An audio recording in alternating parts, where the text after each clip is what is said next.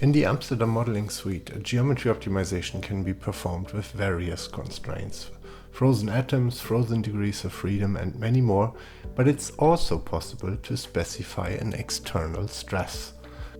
A nice illustrative example of such an optimization under stress is the phase transition from graphite to diamond under a non-uniform external stress tensor. Here I have a graphite structure for which I want to optimize the geometry with the quantum mechanical tight binding code DFTB. Let's ignore the engine settings for now and focus on the geometry optimization. I'll put a link to the input files and documentation in the video description if you want to try the calculation yourself. First we uncheck the Use Symmetry checkbox, then we check the Optimize Lattice checkbox and set a maximum iteration number of 300 steps, just in case. The convergence is set to good, and finally the external stress tensor is specified in void notation at the bottom.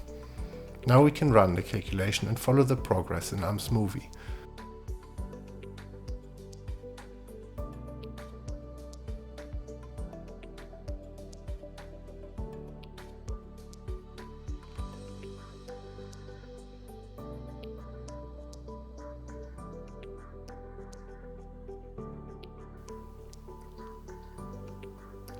Once the geometry optimization has ended, we find that the structure is still compressed under the external stress.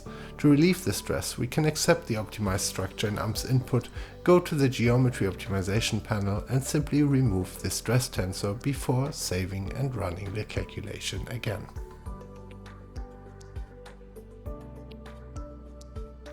At the end of this geometry optimization, we find the phase transition to the diamond structure completed with nice tetrahedrally bonded carbon atoms. So that's it for today. I hope you found this useful, and as always, we're happy to answer any questions or comments below this video.